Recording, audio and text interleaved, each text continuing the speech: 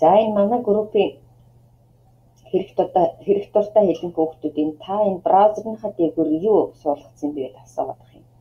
Тийм их сонирхолтой байгуул тайлбарлая. За энэ хамгийн ихнийх нь бол Newbox.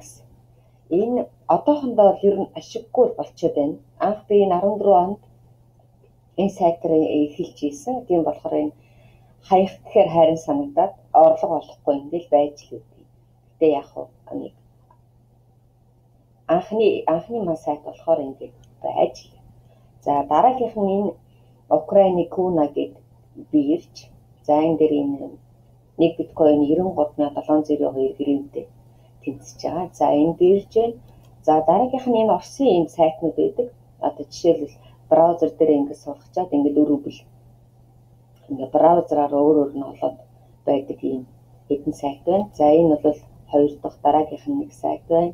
Энд дараагийнх нь нэг сайт байна. Эдгээр бол бүгдөө яг л адилхан ингээд браузер дээр энэ програмуудыг суулгаад тэгээд энэ тэнд реклам гарч ирэл өөр одоо өрөвөл жоохон энэ аягүй жижигхэн гэхдээ яг нь саад болтгоо.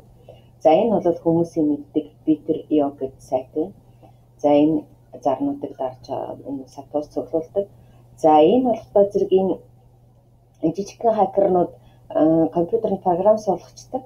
Тэгээд юугаар миний компьютероор одоо майнинг хийгээд идэг гэсэн үг, олборлоод идэг гэсэн үг. Тэрнээс хамгаалсан одоо компьютер хамгаалсан ийм програм юу тавьсан байна. Блог тавьсан байна. За энэ адилхан.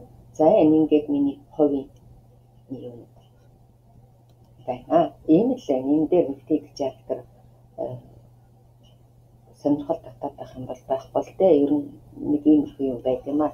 За тэр доор бас нэг ийм сайт байдаг. За энэ бас ингээд компьютертэй суулгачаад ингээд өрөвөл цуглуулдаг юм. Эдгээр бол дандаа ингээд компьютер залгаатай байгаа үед одоо жишээлбэл энэ жижигхэн юм гарч ирээд цонхнууд гарч ирээд тэгэл тэр юу рекламыг үзснийхэн төлөө ингээд жижиг өрөвөл төлд. Ингээд миний браузер одоо бүрэн чадлаараа ажиллаж байгаа гэсэн үг. За юм.